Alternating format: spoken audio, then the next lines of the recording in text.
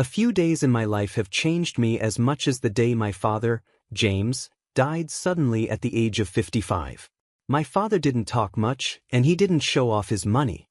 So, when we heard his will, my mother Amy, my sister Kelly, and I were shocked. The lawyer told us that my father had left behind $100 million, an amount we never expected. As the oldest son, I always thought I would take over my father's small business and continue his work.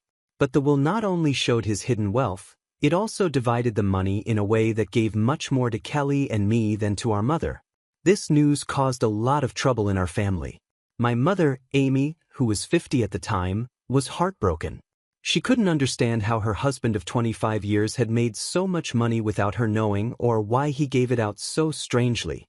Her sadness quickly turned into doubt and anger. She started to question if the will was real, feeling like she had been left out of a life she had always been a part of. This shook her trust and sense of security deeply. In the middle of this, Kelly, who was 28, stayed unusually calm. It seemed like she might have known more about our father's plans than she first said. Her calmness made things even more tense between her and our mother. As for me, I felt stuck. I was caught between my mother's disbelief and the shocking reality of our new financial situation. I wondered why my father kept these secrets and what led him to divide his wealth in such a strange way. The inheritance, instead of feeling like a gift, felt more like a curse that could tear our family apart. The will became the center of arguments, with each of us dealing with shock and confusion in our own way. Soon, my mother decided to challenge the will in court. Our home, once a place of love and togetherness, became a battlefield filled with secrets and shifting loyalties.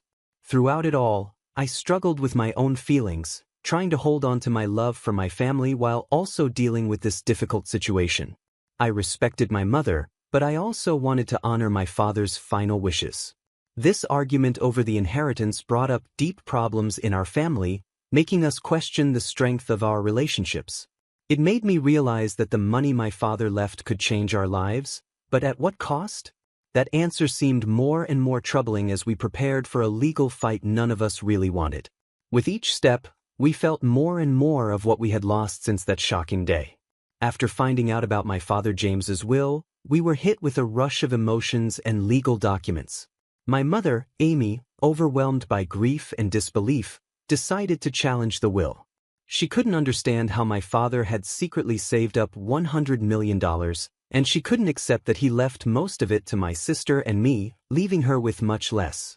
She didn't think the will was genuine. With the help of Mr. Charles, our family lawyer, my mother started a legal battle that soon took over our lives.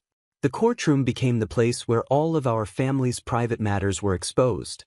Each session revealed more about our personal and financial lives than we ever wanted. My mother's case was built on several points. She questioned whether my father was mentally fit to make these decisions when he wrote the will and suggested that maybe someone had influenced him. She even wondered if the will was fake because of the sudden discovery of his wealth and how it was divided. Every court session was emotionally exhausting. I stood by my mother, not completely sure about her doubts, but I supported her because I understood her need for answers. My sister, Kelly, kept to herself more and more. She argued that our father had every right to split his money the way he wanted, and questioning him was both wrong and pointless. As the legal case dragged on, the tension in our family grew worse. The public nature of the court case drew the attention of the media, turning our personal struggle into a story for everyone to watch. Reporters dug into my father's past, discovering his quiet investments and business deals that had stayed hidden for years. This media attention made everything even harder to bear. Through all of this, Mr. Charles was a steady presence. His knowledge of family law and his calm approach helped us get through the chaos, even though his efforts to mediate were often overshadowed by the strong emotions that came out with every new piece of information. The legal fight also made me rethink what I knew about my father. Each court session, with each new fact about his hidden life, painted a different picture of the man I thought I knew. I thought I knew my father, but maybe I never really did. The mystery around this inheritance, with all its legal complications, became a symbol of lost connections and hidden truths in our family. Throughout it all, my mother stayed strong. She fought the case not just for her share of the money, but to find the truth about the man she loved and the life they built together. This battle, though full of legal issues, was really about finding out who we were and wanting to be recognized in the shadow of a legacy that suddenly felt both mysterious and huge. The fight over my father's will not only revealed his hidden financial life but also started to change how we related to each other as a family. As the legal case continued, my sister Kelly's views began to change, creating more distance between us. At first, Kelly was as surprised as the rest of us by what the will revealed. But as time went on, she started to agree with what our father had written. Kelly, who was 28, began to believe that our father had reasons for the choices he made in his will. She thought his decisions were intentional, maybe to teach us lessons we hadn't yet learned. This put Kelly in direct conflict with our mother, Amy, who felt betrayed and confused by being left out of the large part of the inheritance. The tension between them grew quickly. Family gatherings turned into arguments about the will, loyalty, and grief. Kelly accused our mother of not respecting our father's right to make his own decisions, while our mother felt hurt by Kelly's lack of empathy and her ignoring the emotional pain the will had caused. As Kelly pulled away from our mother, our once close family started to fall apart. Their relationship, once warm, became cold and distant, which was painful to see. I found myself caught in the middle, trying to keep the peace between them while dealing with my own mixed feelings about the inheritance and what it all meant. Kelly's new attitude also affected our relationship. We had always been close as siblings, facing challenges together. But now, the disagreement over the inheritance showed that we had different ideas about money, responsibility, and loyalty to the family. Kelly's determination to claim what she believed our father had left for her created a surprising divide between us. Her arguments even made me rethink my own views on the situation. I started to think that maybe our father wanted this challenge to push us to grow or change. It was a hard and lonely thought because it made me feel distant from both my mother, who was focused on getting justice, and Kelly, who seemed to accept the will's terms more practically. As time went on, the inheritance issue took over our lives, overshadowing everything else in our family. The legal fight, fueled by these family conflicts, drew attention not only from close friends and family but also from the community and the media. This public attention added more stress to our already difficult relationships. In this emotional atmosphere, I found myself thinking more about what inheritance and legacy really meant. The fight forced us to face some uncomfortable truths about our family, our values, and ourselves. As Kelly moved further away from our mother emotionally, it became clear that whatever the outcome of this battle, our family would never be the same. The scars from this conflict seemed likely to affect our relationships and lives for a long time. As the inheritance fight went on, Mr. Charles, our family lawyer, became a key figure. He wasn't just a legal advisor, he got deeply involved in both the emotional and legal sides of our crisis. His experience and calm approach were very helpful as he tried to find a way to save both our family bonds and our financial interests. From the start, Mr. Charles knew this was more than just about money. It was about a grieving family dealing with the loss of a father and the surprising terms of his will.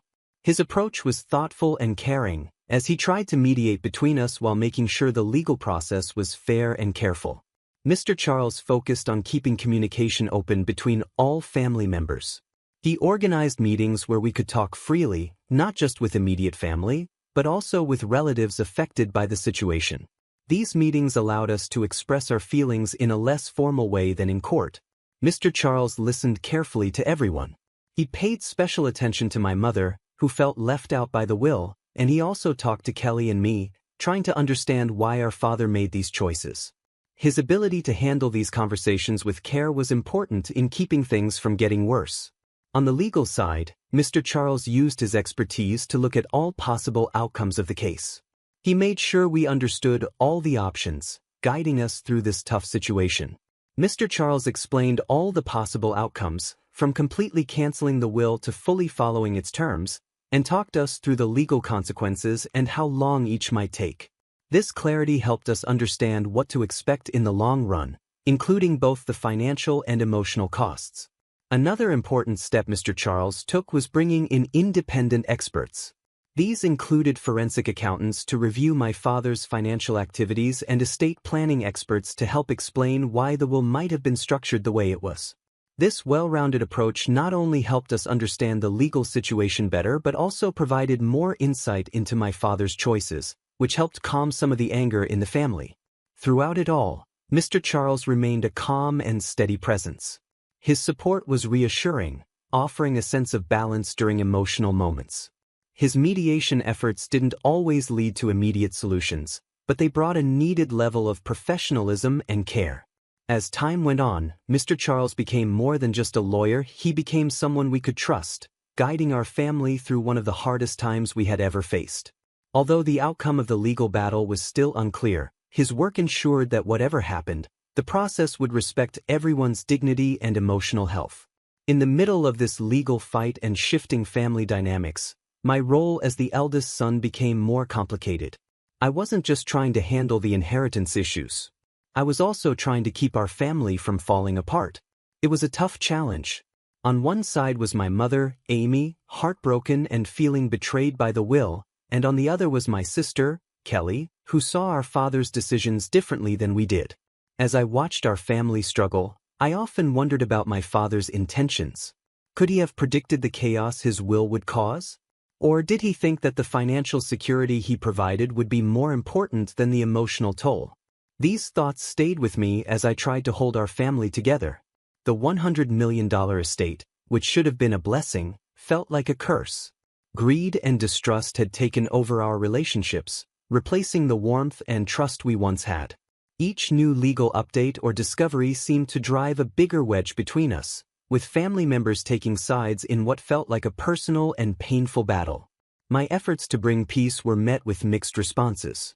My mother, hurt and confused, leaned on me for support. My mother's pain made her hesitant to engage in any conversations that might seem to go against her fight over the will. Kelly, on the other hand, viewed my attempts at keeping the peace with some suspicion, thinking I wasn't fully supporting our father's wishes. This balancing act between the two was emotionally and mentally draining for me. To try and understand both sides, I arranged private talks with each family member. I listened without judging and spoke carefully to avoid causing more hurt. I encouraged us to openly talk about how we felt about the inheritance and our memories of our father, hoping we could find some common ground in our shared loss. I also sought advice from Mr. Charles, our lawyer, on how to handle the legal issues without tearing our family apart. His guidance was very helpful, giving me a better understanding of the legal process and helping me explain it to my family without adding to the tension. The media attention only made things worse. Reporters were eager to turn our situation into a dramatic story of a rich family in conflict. This unwanted attention put even more pressure on us. I found myself having to protect my mother and sister from intrusive questions and photographers, which made my role as the family protector even more complicated. Despite everything, I held on to the hope that we could find a solution that respected both my father's wishes and the needs of our family. This hope was tested over and over as the case dragged on. Every court session and legal argument seemed to push us further apart. Deep down, I knew that the real battle wasn't just over the millions my father left behind, it was about the legacy of our family's unity and the values we wanted to hold on to. The struggle to maintain that unity during all the chaos of greed and grief defined my role as a brother and a son during this difficult time. Just when we thought we understood the situation with the $100 million inheritance, a new twist made things even more complicated. Further investigation into my father's finances revealed that he had hidden more assets in various investments and offshore accounts. This discovery shocked us all, making us question even more what we thought we knew about my father and his legacy. The forensic accountants Mr. Charles had hired as part of the legal case uncovered these hidden assets. They found that the $100 million estate was only part of a larger collection of wealth my father had carefully hidden. The reasons behind my father's secrecy became an even bigger mystery, complicating both our emotions and the legal strategies surrounding the will. As the eldest son and a key figure trying to keep the family together, this new revelation made my role even harder to manage. I found myself at the center of this new situation. The discovery had two effects. It made the greed and conflict among our extended family worse, while also offering a chance for a fairer solution within our immediate family if handled properly. The newly found assets were quite varied, from real estate in different countries to investments in private companies and large stock portfolios. This changed everything about the inheritance fight, making us rethink our legal strategy. Mr. Charles suggested that this might be a good time to negotiate a settlement that could make everyone happier and possibly calm the growing tension within the family. However, the negotiations were far from easy. With more assets on the table, there was even more to argue about, and tensions rose as each family member reconsidered their position. My mother, already suspicious about the will, became even more convinced that her exclusion was a personal betrayal. Kelly, on the other hand, saw this as more proof of our father's wisdom and planning, believing it showed how he intended to provide for us in unconventional ways. My role became even more complicated as I tried to manage the emotional conflicts in the family and the legal issues surrounding the new assets. I still hoped to find a solution that could bring peace to the family, but with each new discovery, that goal seemed further out of reach. The negotiations over the additional assets went through several rounds of discussions, led by Mr. Charles. He not only gave legal advice but also tried to understand and manage the family dynamics. These talks were difficult and often emotional, as old hurts were brought up and new suspicions formed. Through all of this, the idea of legacy took on a different meaning for me. It wasn't just about the money my father left behind anymore, it was about the memories and values tied to that wealth. The newly found assets highlighted the gap between the father I thought I knew and the businessman who had operated in such secrecy. As we moved forward, the challenge was to balance his role as a family man with his secret financial life, which made it hard for us to come together and heal. The path to resolution was filled with both legal and emotional challenges, but it was one we had to walk carefully, balancing the realities of wealth with the emotional ties of family. The court proceedings, already complicated by the financial discoveries, became more personal during the testimonies. These court sessions revealed the deep cracks in our family that had been hidden for years, and emotions ran high as we tried to untangle my father's true intentions. As the eldest son, this made the process even more intense and personal for me. I watched with a heavy heart as each family member took the stand.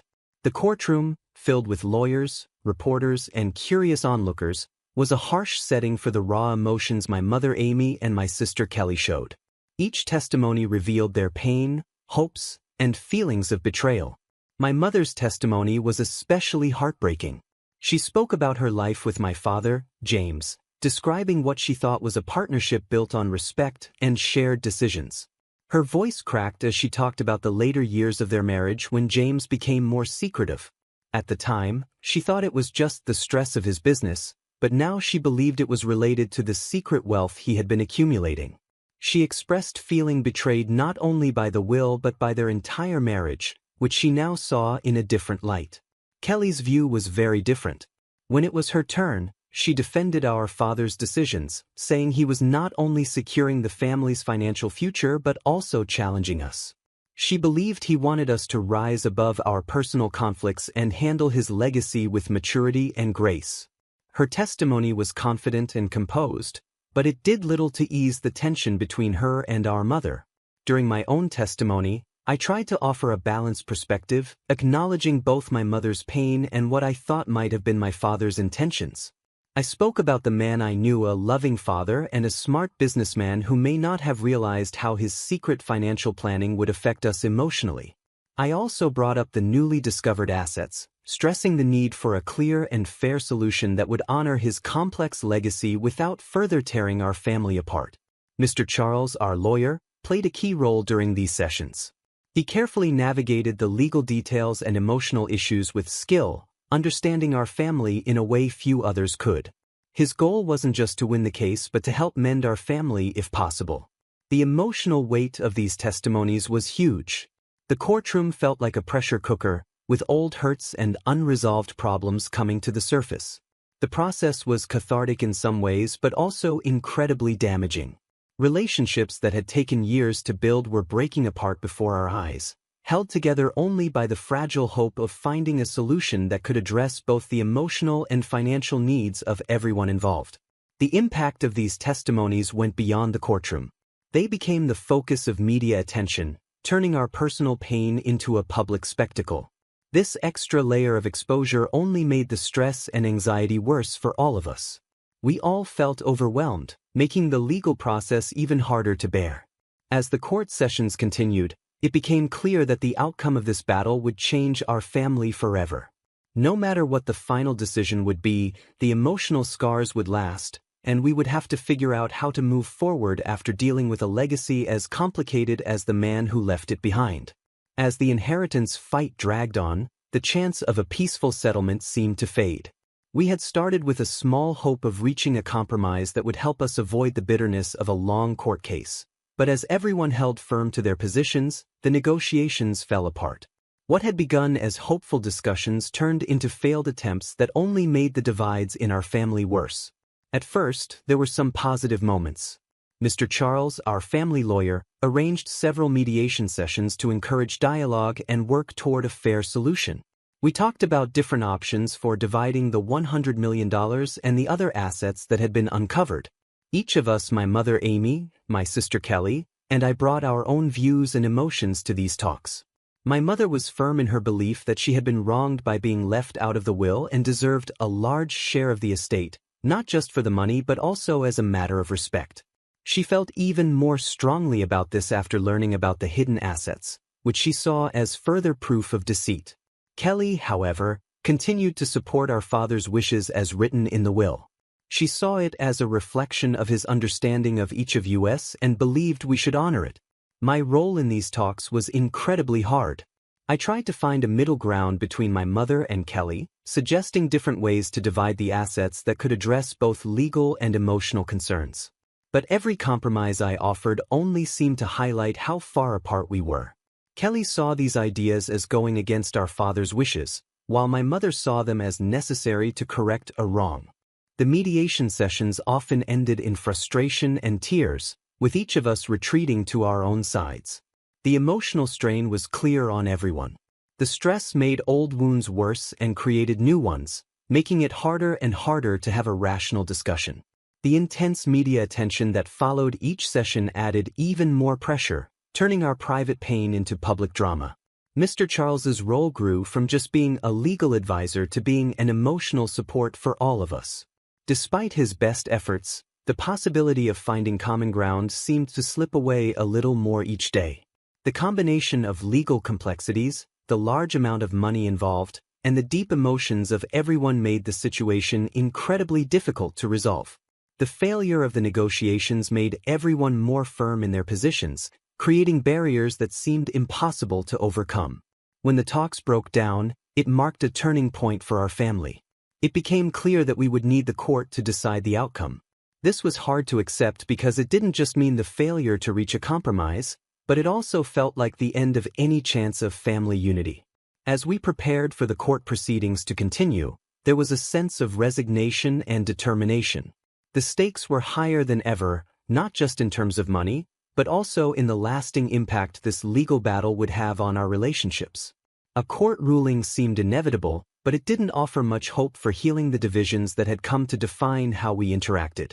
After months of emotional testimonies, failed talks, and deep legal scrutiny, the day of the final verdict arrived. This was the moment that would decide how my father's $100 million estate, along with the newly discovered assets, would be divided. It would also reshape the dynamics of our family. The tension was thick as we entered the courtroom, each of us feeling a mix of fear and hope. As the judge began to speak, the room went silent. The verdict would not only settle the legal dispute over the inheritance but also mark the start of a new chapter for our family. This chapter might bring us back together or permanently break the fragile bonds that still connected us. The judge acknowledged the complexity of the case, noting how deeply emotions had influenced the entire process. The decision considered the many legal arguments presented, the personal testimonies that revealed much about our relationships, and the possible effects on family unity. The verdict was more balanced than we had expected.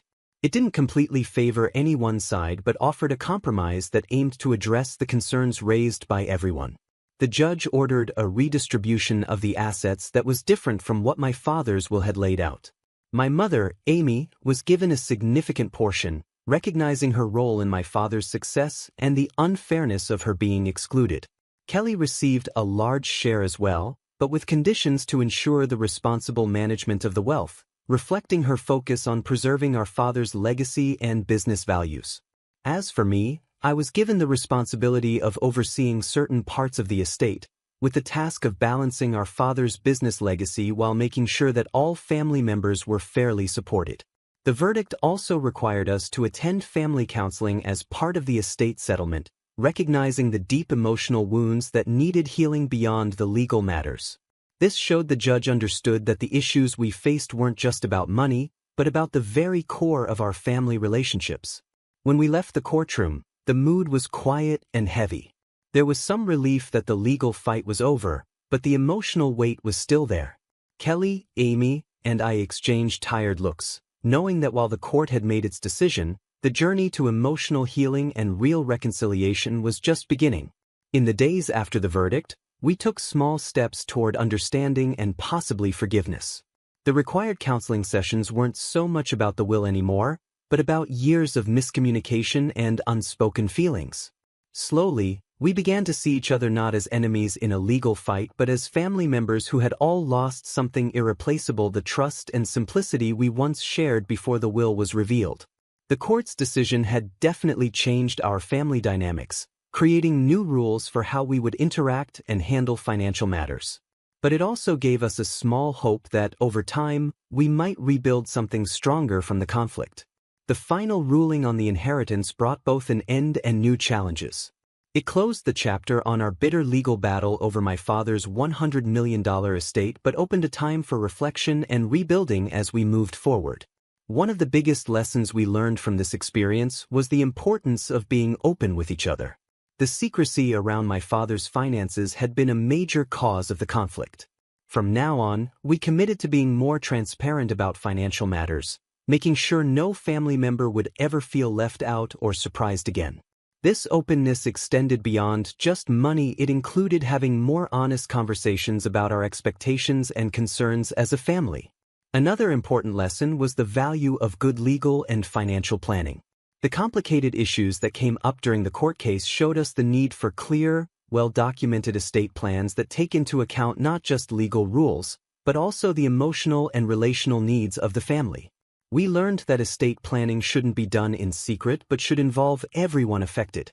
This way, misunderstandings can be avoided, and there would be a clear plan for future generations. The required family counseling sessions ended up being a turning point for us. They taught us the importance of addressing issues before they grow into big problems. Through these sessions, we began to better understand each other's perspectives and concerns, which helped us start the healing process. We realized that truly listening to each other was just as important as any legal document for keeping family peace. This experience also showed us that wealth can be both a blessing and a burden. We saw how money could create opportunities but also cause conflict and unhappiness. This made us rethink our values as a family. We started to focus more on our relationships and shared experiences instead of just material things. We understood that the real legacy we wanted to leave behind was one built on mutual respect and support. As we put these lessons into practice, new beginnings started to form. Amy, Kelly, and I began to build a different kind of relationship, one that was more careful and thoughtful, but also more mature. We created new traditions and routines that allowed us to spend time together without the weight of past conflicts hanging over us.